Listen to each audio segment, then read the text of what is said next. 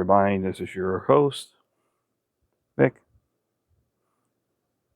And today, because I finally caught up, we're starting to do a brand new review. Today's review is on the new but old, because technically it's old because they found the plans of it inside a garage that's been kind of apparently sitting there forever, but it's new, the Big Muff 2.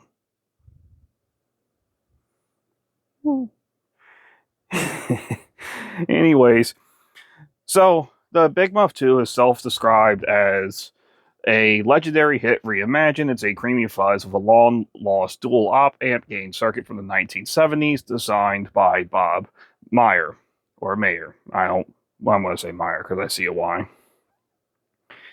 The Big Muff Pi 2 delivers its own unique flavor of fuzz magic while remaining true to the Big Muff Pi legacy. The pedal also has modern upgrades, including a soft foot switch, which there's no click here, it just kind of presses, compared to like a normal that has a click. I'll get to why I have the deluxe Big Muff there soon. True bypass and LED to indicate effect status, which I don't know why they called that a upgrade when literally the old Big Muff has that. An LED for status isn't really a super upgrade in my opinion. That's just a normal standard at this point. Unless the original Big Muff didn't have an LED. I don't know. I don't have an original from all the way back then. And it optionally may be powered by a standard 9-volt battery or 9-volt pedal power supply, which, cool. I'm using the chocks up here. And right here, too. I got two. Well, I got way more than two of them due to other projects. Which is, my pedal board is like 38 pedals, so I actually have 3 of them. Double sets there. Anyway, so the easiest way to go over the Big Muff Pi 2 is it's got your volume, sustain, and a dual op amp knob.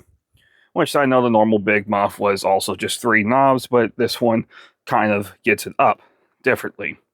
The reason for the deluxe Big Muff here is I have the settings dialed in to be more of like a original Big Muff. I don't have an original Big Muff anymore. Used to, don't have it because I wanted the deluxe, and I know the deluxe you can dial it in to make it sound like multiple of the other Big Muffs. So just for space saving purposes, that's why I got the deluxe one. But the settings I have on it, I went and looked both online and by ear, by listening to different ones. This is apparently, I got a bad cough lately. I don't know why. I must be dying. Anyways, congratulations to everyone who wished for me to die. I'll haunt you. Anyway, so the deluxe Big Muff Pi that I have set right here is supposed to be like the original Big Muff. Just a sort of just normal settings that you would find. This is like when you turn on the Big Muff, tweak the 3 knobs, this is what most people would go for. So to show the difference, and I got the line selector switch here, so whenever I press it, the A channel here is going to the deluxe, and the B channel for Big Muff is going to the Big Muff 2. Don't question it because they're both Big Muffs, but it's B for red because that's red.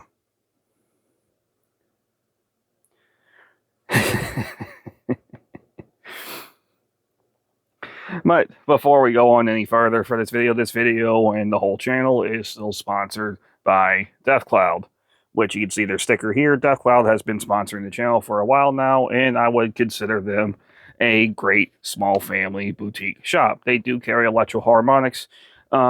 They should be getting in the Big Muff 2s essentially, but because they're not this huge store, like usually when bigger companies send out their units, they're going to prioritize the most giant stores first. And they are just a very small family run shop, which is why I greatly appreciate their sponsorship. And I also would encourage people to go and support small businesses, because one thing, while they can't get the biggest brands the fastest as usual, they can get a lot smaller boutique brands that no one else will see. For example, I have been able to get some of the cooler devices in my collection here from them, as it's very hard to find in other places. And because they are smaller, they're not slammed with business, which go slam them to help them with this. They're very responsive when you want to talk to a real person instead of waiting on hold. So once again, they are sponsoring this channel, and I appreciate their sponsorship. I don't get anything if you buy anything from them, as you won't see an affiliate link. I'm just saying, hey, go buy something from them and support small businesses. And with that out the way, let's continue on with the video. So the synth I'm using today is the Pro 800 by Behringer, just because Big Muffs are old, so I wanted to do something that was in the style of an older synth, and I don't exactly own a old sequential Pro 100. So the clone will have to do. The original tone, without anything put into it, is just a very simple tone. And then with the way I have this dialed in, which I just did the triple noons here, okay, side tangent. I like having a click on my pedals. I know it can get annoying, but when I'm not paying attention, which is almost all the time because I'm living in like a perpetual state of despair, I would like to have a little click, or at least more tactile. Like, this is soft, because the problem is when you don't have a click, it's just kind of there. I'm like, is it on? Okay, yeah, it's on. But when I push this, I have resistance, and then I feel the click, even if I don't hear it. So I'm gonna have to get used to that. But anyways, like I said, the normal tone, and then with this on, gave a lot of little grit to it, a little bit of fuzz. I can see on the waveform, I can also hear it in my ears right now, as I do have ears, in case anyone was wondering. I can hear a little bit of noise, which, this is just volume. The only thing I can think what the noise might be, as it might not be every patch, is that the way Big Muffs work, especially with dual op amp this time, it might be picking up a little bit more of the latent electricity. But let's just go and do a quick comparison. So I have the normal Big Muff on now, and that's set to what a original standard Big Muff would be. So once again, Big Muff 2 and Deluxe. I should put the volume. What's the volume?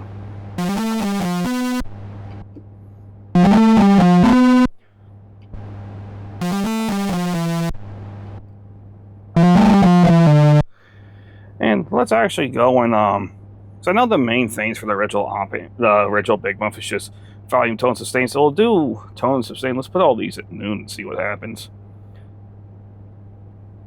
And I'm just doing normal, not doing the bass boost and all the normal stuff. Bass boost. I'm thinking of fishing. It's almost fishing season coming up, you know.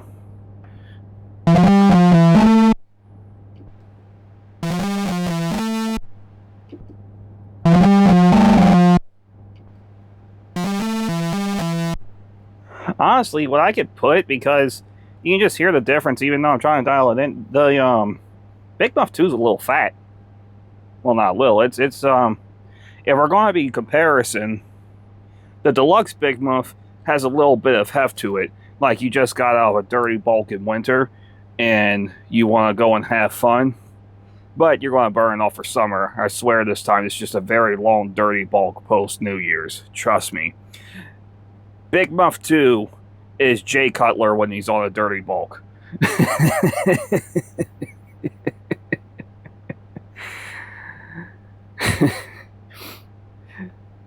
But anyways, like I said, I like the just, they both have the noise, but I really, the thickness of what we got going on here is really, like, I like the thicker and the heft of it.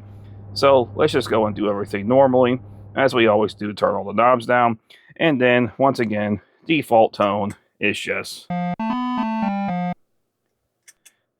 and then now, well, obviously we need volume first, so I'll put the volume at half. And what you can hear, there is always noise no matter what. Not really much I can do with that, but I don't really mind it, as when you're actually playing, you won't hear noise.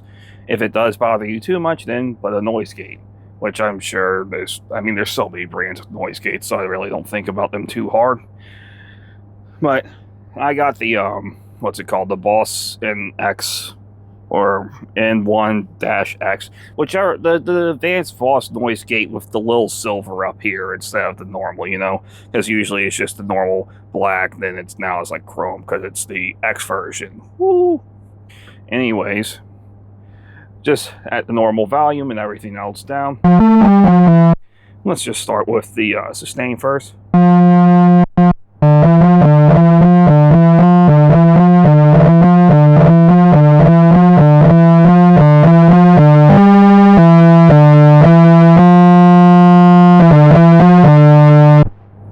And then bring that down. Let's do the op amp.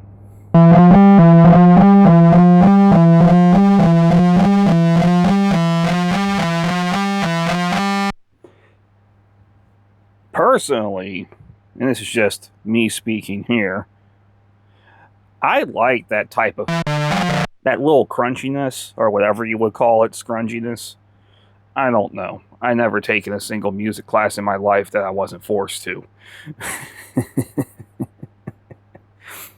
But I like that little crunchiness. So let's see what happens when we bring up the sustain with that.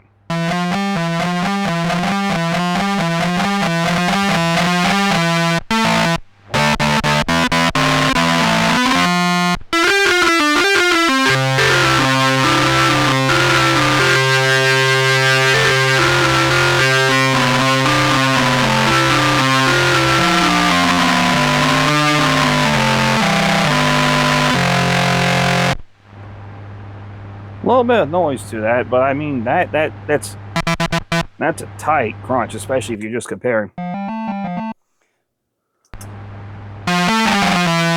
That is a tight crunch to that. That's hefty. And then when you got about noon there, it's a lot more bass to it than that just little crunch there. That's really nice. I like that. That's cool. Man, that's really cool. So let's so there is one more famous tuning, of course, that anyone would expect of a Big Muff, which is the famous Smashing Pumpkins little bit of, what was it called? It was a, what was that song? I think it was Cherub Rock that really had that fuzz in it, where it's just, and yeah. And I know he really liked the, what was it? It was played through, I don't think he had a Strat yet. I think in interviews he was talking about like he had like a really cheap guitar because he was just starting out, but he used the Big Muff on it, and then it got like that specific little fuzz that was all on the damn, what was that? Siamese Dreams, I think that album was. Yeah, so if we're going to tune that in, I'm going to keep the volume the same. I know the tone was about here. This was normal. This was high. Sustain was about here. Attack didn't matter. Gate didn't really matter either, as that wasn't a thing yet. This would be about, and these would be straight up in the middle. So if we're going to mimic that, we're going to sustain all the way up, and the op amp, which I say is the tone, we'll put it about the same. So let's start off over at the normal Big Muff.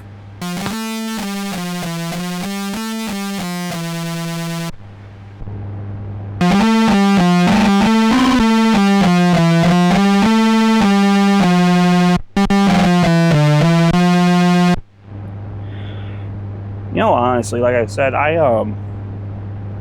really, right now, it's like, I've played with it a little bit, but now doing like a direct comparison, I'm really digging the Big Muff too. I can see why they dug it out of the box. Well, not the box, they dug it out of a garage. I can see why they did this. I'm really digging this. This sounds like really cool. A lot of bass to it, which works for my purposes. But let's go ahead and we'll play around with it a little bit more. Let's go to, I think it was 2 was a good one. Yeah, let's go for here, old classic sequential sound, cloned by Uli here.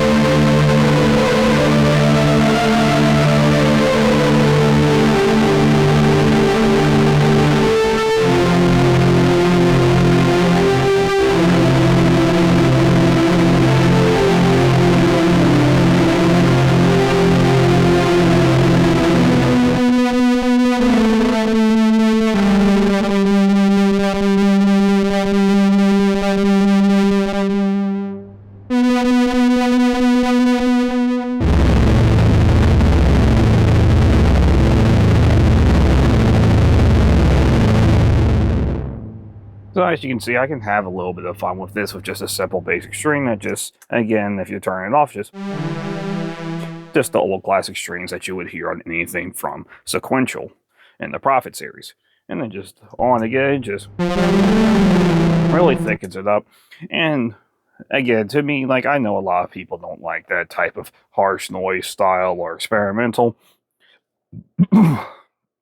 But to me personally, I really enjoy that. And I like what they did here. This is a nice big Muff too.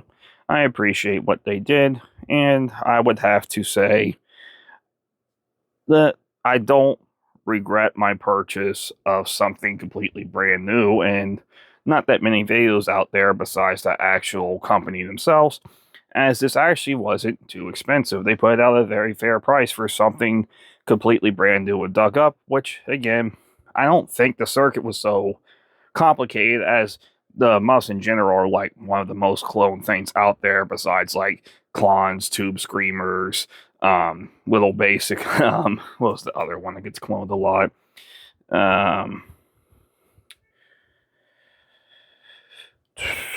Like, I know like most Boss Pals have clones. The the King of Tone, which, I mean, you can still get a King of Tone, you just have to wait like 6 years.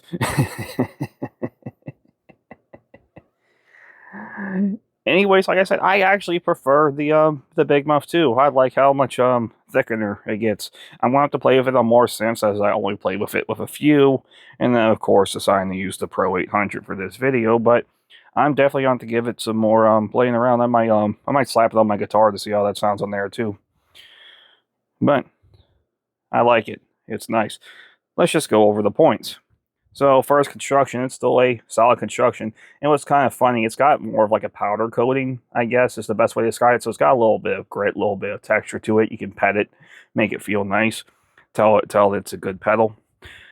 So I like it. The only gripe I have about it is, for whatever reason, and this isn't all pedals that do this, some of them do, and I know you don't have to because it's sort of universal, you're going right to left.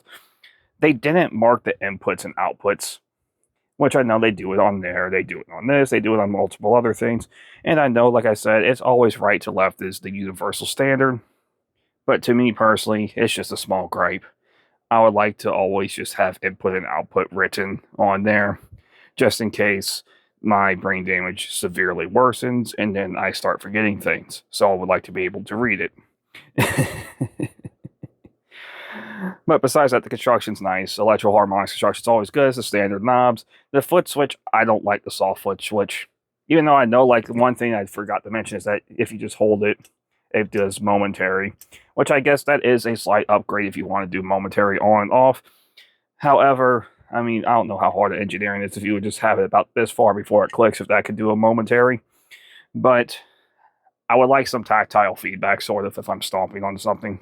Just my personal preference. I know some other people would prefer what they did here, but this is just my preference from my experiences to my use case. Again, you're listening to a review from someone who has their own preferences. If you listen to someone else's review, you would likely hear something different. But for the sound quality and tone itself, I would, well, like a 3.8 out of 5 for build and all that. That's all I'm saying. But the sound quality and tone, easily, I'm going to give it a 4.7 to 8 out of 5.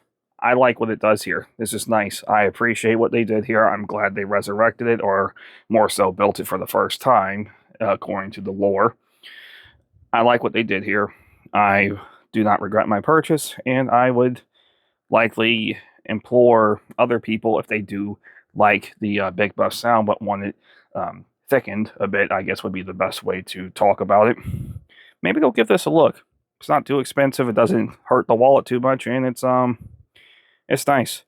I really like this. This is a nice addition to my collection. So let's just even off of the 4.6828548411 out of 5 as the final number for this. But anyways, this has been your host, Vic. Go ahead and like the video if you liked the video, or if you didn't like the video, like it anyways, just to be nice to me, because I'm asking. Go ahead and subscribe if you're not subscribed, as it does also help the growth of the channel, so you can follow along with whatever is going on. I don't know what's going on. I'm just filming things in my studio and hoping it works out. And by metric of working out, just as long as I don't explode, I think we're doing good. Spontaneous combustion is a very serious thing in the music industry, and being a musician, if you have watched the documentary on Spinal Tap, it's a very serious illness that can affect many musicians. So please just watch out for that if you are practicing music. And go ahead and share the video around if you want anyone to view the Big Muff 2 compared to a deluxe Big Muff, of course, within a on a synth, as again I do everything on synths. It's in the channel name. But once again, this has been your host, Mick. Thanks for watching. Bye.